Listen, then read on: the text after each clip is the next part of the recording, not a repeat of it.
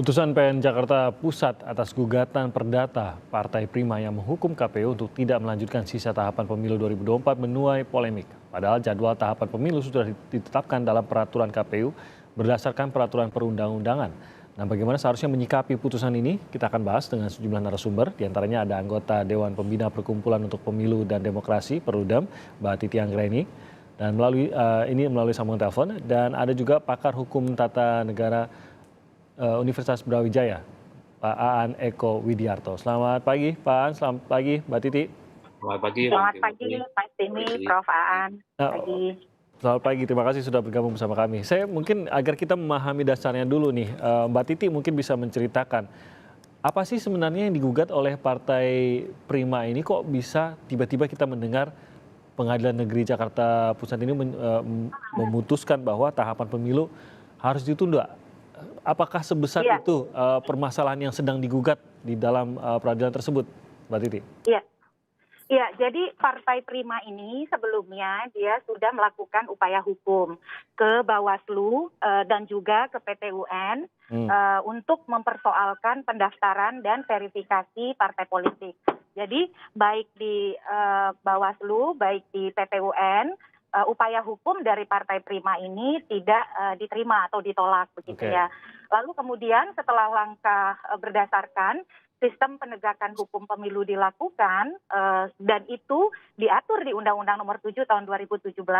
Jadi sedikit ilustrasi, Undang-Undang Nomor 7 Tahun 2017 itu mengatur kalau ada pelanggaran administrasi dalam pendaftaran dan verifikasi partai politik menjadi peserta pemilu diselesaikan oleh Bawaslu. Ini pelanggaran administratif pemilu, soal tata cara, prosedur, mekanisme.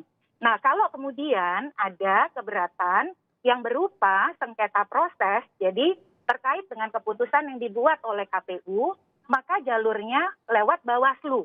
Nah, kalau tidak puas lewat Bawaslu, misalnya tidak menerima putusan dari Bawaslu, bisa upaya hukum pertama dan terakhir kali di Pengadilan Tata Usaha Negara atau PT UN. Nah, ini semua sudah dilakukan oleh Prima. Tapi di PT UN, upaya hukum Prima itu ditolak karena dinyatakan Prima ini tidak mengikuti verifikasi faktual. Jadi tidak bisa diproses di PT UN. Di Bawaslu pun, Bawaslu sempat meminta agar Prima ini dilakukan proses verifikasi ulang. Dan itu juga sudah diberikan kesempatan oleh KPU. Tapi tetap tidak memenuhi syarat. Nah, kemudian setelah KPU melalui semua proses ini, tahapan-tahapan yang dikemas di dalam Undang-Undang Pemilu kita, namanya Sistem Penegakan Hukum Pemilu ya, atau Electoral Justice System, yang memang disediakan oleh Undang-Undang Pemilu, ternyata Prima ini mengambil jalur di luar Undang-Undang Pemilu. Jalurnya lewat mana? Jalurnya lewat perdata di Pengadilan Negeri Jakarta Pusat. Jadi Prima mempersoalkan kerugian material dan imaterial karena menganggap bahwa KPU itu tidak sungguh-sungguh menindaklanjuti hasil putusan proses adjudikasi di Bawaslu. Jadi dia menderita kerugian. Kerugiannya apa?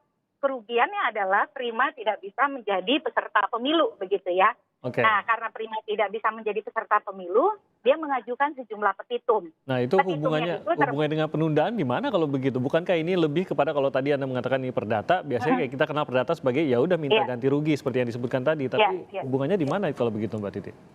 Nah, pertama ini prosesnya di luar sistem keadilan pemilu atau di luar sistem penegakan hukum pemilu. Dia tidak menjadi bagian dari electoral justice system. Nah, yang kedua adalah ini yang uniknya. Kalau ini persoalan perdata, kan mestinya menyangkut subjek hukum perdata Partai Prima dan juga KPU. Meskipun kalau kita baca, misalnya ada Perma nomor 2 tahun 2019, kalau perbuatan melanggar hukum oleh badan publik, itu diselesaikan lewat PT UN begitu ya. Tapi ini kan dia mengambil lewat Pengadilan Negeri. Yang uniknya adalah amar dari putusan ini memerintahkan misalnya penghentian tahapan, dan itu spesifik 2 tahun 4 bulan 7 hari yang ternyata dihitung dari simulasi waktu dari tahapan yang sudah diatur oleh KPU. Jadi KPU itu menerbitkan tahapan dan jadwal pemilu di dalam peraturan KPU nomor 3 tahun 2022 yang kalau dijumlahkan sampai dengan putaran kedua itu total ya durasinya adalah 2 tahun 4 bulan 7 hari. Nah, ini yang kemudian menjadi pertanyaan bersama, kenapa bisa yang urusan privat ternyata ekses atau dampaknya juga menyasar seluruh tahapan pemilu yang lain dan juga peserta pemilu yang lain. Kalau kemudian tahapan semua dihentikan, berarti kan aktivitas dari peserta pemilu yang lain tidak boleh berlanjut. Iya. Peserta pemilu kan sudah ditetapkan ya tanggal 14 Desember 2022. Ya, pada waktu itu 17 partai, lalu ada upaya hukum dari Partai Umat dan kemudian menjadi 18. Nah harusnya misal ini kalau kita bicara ya, kalau persoalannya adalah persoalan privat antara Partai Prima dan KPU, yang diurus itu hanyalah soal Partai Primanya saja. Itu dia. Dan Ya. itu di beberapa masalah hukum pilkada dan pemilu ada tuh. Jadi diperintahkan nih diproses ulang nih si partai ini, atau kalau di pilkada calon tertentu. Tapi kan ini tidak. Ini akhirnya dampaknya ke semua peserta pemilu dan keseluruhan tahapan pemilu. Jadi urusan privat berdampak pada hukum publik tata kelola pemilu secara keseluruhan. Dan kalau dihentikan, otomatis kita akan melampaui nih tahapan yang sudah kita jadwalkan, di mana 1 Oktober harus ada pelantikan anggota DPR, 20 Oktober harus ada pelantikan calon presiden dan wakil presiden terpilih. Ini yang justru menjadi pertanyaan besar kita, Mas Timi ya. Upaya hukumnya di luar skema pemilu dan substansinya jelas-jelas juga bertentangan dengan undang-undang pemilu, termasuk juga dengan konstitusi kita. Berarti kok bisa gugatan perdata ini bisa sampai memutuskan sesuatu yang berdampak begitu besar? Sebenarnya ini pun masih menjadi pertanyaan sebenarnya gitu ya, kok bisa gitu ya, tidak bisa lantas mudah dipahami juga atau secara logika langsung masuk gitu. Saya langsung ke Pak Aan kalau begitu. Kita sudah mendengar nih latar belakangnya kenapa kasus ini bisa mencuat dan bagaimana kok ujung-ujungnya bisa keluar putusan seperti itu yang tadi ternyata sebenarnya masih menyisakan pertanyaan nih Pak Aan. Nah, apakah memang ini kalau menurut Anda Pak Aan, ada yang mengatakan bahwa ini cacat nih putusannya. Sebenarnya apa yang diputuskan itu tidak berkewenangan juga pengadilan tersebut untuk memutuskan hal sebesar itu, dan kalau nanti dijalankan ya KPU-nya jadi salah juga gitu, atau bagaimana status hukum dan apa yang harus dilakukan KPU nih Pak Aan? Ya, ini memang persoalan dasarnya adalah yang disebut dengan yurisdiksi dan tepatnya adalah kompetensi absolut dari peradilan umum gitu ya. Pengadilan negeri itu kan sebenarnya masuk dalam ranah peradilan umum yang ada di lingkungan Mahkamah Agung. Nah, undang-undang sudah menentukan ya terkait dengan sengketa atau kalau ada perselisihan ya sengketa proses sebagaimana tadi Mbak Anggreni sebutkan, bahwasanya kalau ada calon peserta pemilu ada sengketa proses pemilu, maka itu menjadi kompetensi absolut dari peradilan tata usaha negara. Jadi bukan peradilan umum atau dalam hal ini adalah pengadilan negeri, tapi seharusnya adalah di PT UN. Ini di pasal 470 ya dari Undang-Undang Pemilu menyebutkan demikian. Nah, kalau yang terjadi sekarang itu diputuskan ya sengketanya adalah di pengadilan negeri dengan dalih adalah perbuatan melawan hukum, paling maksimal ya putusannya itu hanya untuk memulihkan hak, ya, memulihkan hak, bukan terkait dengan sistem pemilu, proses pemilu, tahapan pemilu, tidak, tapi hak yang merasa hak hukumnya itu dilanggar oleh pihak yang lain. Nah, kita lihat memang di dalam petitum dari para pemohon Partai Prima ini, itu memang seperti yang Mbak Anggreni tadi sampaikan, itu adalah material dan imaterial. Nah, masalahnya kan yang imaterial ini mereka minta kerugiannya itu dipulihkan dengan cara sisa tahapan pemilu yang ada sekarang ini tidak dilakukan dan ditambah lagi. Kan begitu, persoalannya begitu. Nah, akibatnya apa? Akibatnya putusan dari pengadilan negeri itu erga omnes. Erga omnes itu berlaku untuk semuanya, tidak hanya untuk Prima yang mengajukan gugatan yang merasa bahwa hak-haknya dilanggar begitu. Tetapi memang ada kewenangan sebesar itukah peradilan ini? Tidak ada. Jadi meminta sesuatu yang sebenarnya tidak ada kewenangangannya juga di pengadilan tersebut gitu ya Pak. Betul. Dan ini adalah wewenang PT UN, bukan wewenang pengadilan negeri begitu. Ini yang harus diletakkan betul. Nah, apa implikasi hukumnya? Menurut saya batal demi hukum karena tidak berwenang. Ya, kalau tidak berwenang ya dianggap tidak ada mulai dari awal. Nah, semoga nanti dalam tingkat peradilan berikutnya ya dibanding, bahkan nanti kalau misalnya tidak puas sampai ke kasasi, ya tidak dikabulkan begitu, atau ini dianulir ya putusan dari Pengadilan Negeri Jakarta Pusat ini. Jadi memang bisa dibilang bukan jurisdiksinya, tidak tepat juga karena ini kasus perdata, tiba-tiba kok mengikat ke pihak-pihak di luar dari yang berkasus. Kalau perdata kan biasanya mengikat kepada mereka yang memang tergugat dan menggugat di dalam kasus perdata tersebut gitu ya, Pak An ya, sehingga ini yang membuatnya akhirnya batal demi hukum. Tapi proses batal demi hukumnya ini apakah ada proses menuju ke sana, Pak An? Ataukah ya udah KPU tidak usah menganggap sama sekali, ataukah ada proses yang nanti akan bisa menyatakan bahwa putusan yang sudah diketok palu ini akan batal demi hukum, Pak An? Ya, batal demi hukum itu juga harus tetap ada putusan yang membatalkan. Oke. Hanya nanti bedanya, kalau batal demi hukum itu dianggap tidak ada putusan itu, sehingga dampak-dampak akibat hukum yang muncul ya setelah putusan itu diketok itu dianggap tidak ada. Beda dengan dapat dibatalkan. Kalau dibatalkan itu adalah setelah putusan yang membatalkan, itu dianggap tidak ada. Tapi kalau batal demi hukum, maka akibat hukum setelah putusan ini ada, itu dianggap tidak ada. Oke, dan akan ada prosesnya begitu ya yang akan dijalani untuk hal tersebut gitu ya. Ada proses. Nah, saya khawatir ini Mas Ngati. Ya. Jadi di Undang-Undang 17, di Undang-Undang 7 tahun 2017 itu di pasal 517 itu ada ketentuan. Setiap orang yang dengan sengaja menggagalkan pemungutan suara itu dipidana. Nah, saya khawatir ini ada timbul masalah baru lagi kalau seperti ini. Kalau hakim dianggap menggagalkan pemungutan suara, ya, kemudian ada yang mengadukan ini ke tindak pidana, wah ini bisa aja masuk ke 517. Hakimnya justru? Ya, karena kan ini dalam konteks menggagalkan pemungutan suara dan karena tidak punya kompetensi tadi itu. Oke, nanti kita akan lanjutkan pembahasan ini. Kita jeda sebentar, kami akan segera kembali di Sapa Indonesia Pagi.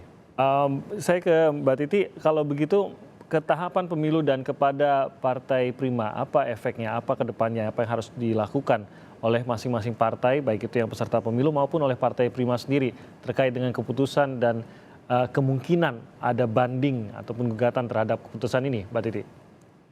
Ya, ini memang putusan yang agak unik ya, karena di dalam amarnya sendiri itu hakim menyatakan meskipun ada upaya hukum banding, tetapi putusan itu bisa langsung dieksekusi. Ya. Nah, saya kira terkait ini juga KPU tidak bisa langsung mengeksekusi dengan menghentikan tahapan. Karena mengapa tadi ya sudah disampaikan bahwa ada persoalan kompetensi absolut atau yurisdiksi dan juga konstitusionalitas pemilu yang bermasalah begitu. Jadi kalau menurut saya KPU dalam hal ini pertama tetap harus melanjutkan tahapan sesuai dengan peraturan KPU nomor 3 tahun 2022. Jadi tahapan tetap harus berjalan seperti biasa. Yang kedua, KPU kan juga sudah menyatakan akan melakukan upaya hukum banding. Nah, ini yang dalam pandangan saya KPU harus menyiapkannya dengan sangat serius. Karena kalau kita perhatikan putusan 757 itu ya, KPU itu kalau kita lihat dari sisi bukti hanya mengajukan 20 alat bukti. Jadi saya mungkin menduga karena KPU saking yakinnya begitu ya bahwa ini kompetensi absolut yang bukan di pengadilan negeri, sehingga mungkin agak santai di dalam merespon upaya hukum di pengadilan negeri. Nah, ini jadi evaluasi nih bagi KPU supaya tidak kemudian menyepelekan apapun upaya hukum yang dilakukan oleh calon peserta pemilu atau pihak-pihak terkait. Nah, yang berikut kepada partai politik peserta pemilu yang sudah ditetapkan 18 partai politik dan juga 6 partai politik lokal di Aceh, ya saya kira prosesnya tetap berjalan seperti biasa. Kan sekarang sedang pemutakhiran data pemilih ya sampai 14 Maret. Itu harus diawasi. Lalu di bulan April akan dimulai diumumkan pendaftaran calon. Pendaftaran calonnya akan berlangsung tanggal 1 sampai 14 Mei 2023. Kalau tidak ada aral melintang. Jadi ya Partai Prima saya kira juga harus mengikuti proses ini ya, karena putusan ini juga belum inkrah. Kira-kira begitu Mas. Oke, jadi itu yang sebenarnya ya dijalankan saja sesuai dengan tahapannya sambil menunggu proses ini yang sebenarnya kalau meskipun dikatakan bisa diterapkan semerta-merta tapi tidak perlu mengkhawatirkan hal tersebut. Yang penting KPU lebih siap gitu ya menghadapi kalau memang ini banding. Nah, saya ke Pak Aan. Banding artinya apa nih kalau begitu Pak An? Apakah akan menghadapi hal yang sama lagi dalam arti bisa saja keputusan yang dianggap tidak sesuai jurisdiksinya ini diperkuat lagi di pengadilan tinggi, dan apa efeknya nanti? Ataukah justru memang harus banding untuk menegaskan bahwa keputusan ini tidak tepat, bukan jurisdiksinya, sehingga di tahap banding nanti akan lebih jelas mengenai sebenarnya lingkupan dari keputusan terhadap gugatan ini apa saja dan bisa diluruskan. Ya, baik Bang Timothy. Jadi memang fungsinya peradilan tingkat tinggi dan kasasi itu adalah juris ya, bukan yudek faksi. Kalau yudek faksinya sudah di pengadilan negeri, ini mengadili soal faktanya. Ya. Nah, nanti kesesuaian penerapan hukumnya atau yudek faksinya itu ada di pengadilan tinggi dan di kasasi di Mahkamah Agung. Nah, kita harapkan memang pengadilan tinggi dan Mahkamah Agung memang betul-betul bisa memahami bahwa ini adalah bukan yurisdiksi dari pengadilan negeri, tapi ini adalah dari PT UN. Seharusnya kalau sudah diputus oleh PT UN, seharusnya ya sudah final and binding dan tidak ada upaya hukum lagi gitu. Itu sudah ada kepastian hukum. Gitu. Nah, seharusnya itu yang harusnya dilakukan. Memang dalam petitum dan dalam putusan ini disebutkan with forbear by forage. Nah, kalau itu terjadi, itu maknanya adalah putusan itu dapat dijalankan terlebih dahulu secara serta-merta. Yeah. Ini kuncinya tadi menyatakan bahwasanya putusan ini batal demi hukum. Kenapa kalau sampai with forbear by forage ini dilakukan, maka misalnya ini, tapi alhamdulillah tadi KPU menyatakan dengan tegas tidak akan menjalankan putusan ini. Tapi kalau toh seandainya KPU menjalankan putusan ini, itu juga tidak salah karena dalam petitumnya disebutkan bisa dilaksanakan lebih dahulu gitu ya, sebelum mempunyai kekuatan hukum tetap. Nah, ini saya kira memang pentingnya menyatakan bahwa putusan ini batal demi hukum oleh peradilan di yudek jurisnya. Membatalkan itu apakah lantas nanti Partai Prima bisa mengatakan bahwa ia direbut hak untuk keadilannya karena secara keputusan ini sebenarnya sudah dimenangkan tapi dibatalkan gitu, sebuah keputusan yang mereka anggap sah gitu. Ya, vonisnya kan banyak. Ya, vonisnya kan banyak. Tidak hanya satu item tadi yang nomor 5 itu ya yang penundaan. Jadi kalau perkara ganti materialnya tetap dikabulkan, kemudian ada putusan lain ya, karena kan dalam suatu putusan itu diputus seadil-adilnya begitu. Itu yudek faksi yang akan menentukan. Jadi tidak seluruh keputusan ya, tapi bisa kepada poin-poin keputusan yang memang dianggap meresahkan tadi atau memang tidak sesuai dengan jurisdiksinya sehingga kewenangan tersebut tidak bisa dijalankan atau putusan tersebut tidak bisa dijalankan. Baik, semoga ini bisa cukup jelas bagi masyarakat yang menyaksikan. Mbak Titi, ada satu yang harus ditekankan bahwa dalam Undang-Undang Pemilu tidak dikenal penundaan pemilu karena putusan pengadilan, apalagi di luar skema penegakan hukum pemilu yang diatur di dalam Undang-Undang Pemilu. Ya. Kita memang mengenal ada pemilu lanjutan dan pemilu susulan. Itu penyebabnya adalah satu, adanya kerusuhan, yang kedua gangguan keamanan, yang ketiga adalah bencana alam. Dan itu pun mekanismenya harus dilihat dari skala wilayahnya. Bertingkat, kalau di tingkat kabupaten berarti yang ditunda sementara di tingkat kabupaten itu. Dan pada konteks kalau misalnya terjadi bencana alam luar biasa, seluruh wilayah Indonesia membuat kemudian betul-betul tahapan tidak bisa dilanjutkan, itu pun prosedurnya adalah tetap harus melalui KPU. Jadi saya kira dalam hal ini kan ada pernyataannya dari pengadilan negeri yang, ini kan tidak ada mau menunda pemilu, ini hanya penghentian tahapan. Tapi harus diingat di dalam putusan itu disebutkan menghentikan tahapan dan memulai dari awal lagi. Awal lagi itu artinya apa? Perancangan peraturan, penganggaran, penyusunan program, dimulai lagi pendaftaran dan verifikasi partai politik dari awal. Nah, disinilah argumentasi yang betul. Disinilah logika yang saya katakan bisa dikatakan logika yang tidak masuk akal, sulit dipahami, tidak jelas alas hukumnya, dan sangat mencurigakan serta ganjil begitu ya, janggal bisa dikatakan. Jadi saya kira ini yang kemudian oleh kita KPU perlu menyatakan hal yang sangat tegas terkait dengan kepastian tahapan pemilu. Karena pemilu itu kalau demokratis sederhana saja. Prosedurnya bisa diprediksi dengan baik, tapi hasilnya kita nggak pernah tahu. Itulah kenapa dalam pemilu itu ada tahapan-tahapan yang kita terikat di dalamnya, sebab kita perlu mendapatkan posisi-posisi publik yang masa jabatannya itu tertentu begitu, tidak boleh dilampaui. Ini mudah-mudahan menjadi pemahaman kita bersama. Baik, terima kasih Mbak Titi. Semoga jelas apa yang dijelaskan Mbak Titi dan juga Pak An dalam forum kita pada pagi hari ini, bahwa apakah aturan ini perlu dijalankan atau tidak, tadi sudah dijelaskan. Terima kasih banyak atas penjelasannya Pak An, terima kasih sudah bergabung bersama kami, dan juga Mbak Titi Anggraini, terima kasih banyak sudah bergabung bersama kami pada pagi hari ini. Salam sehat untuk Pak An dan juga Mbak Titi. Terima kasih. Terima kasih Mas Titi, Prof. Aan.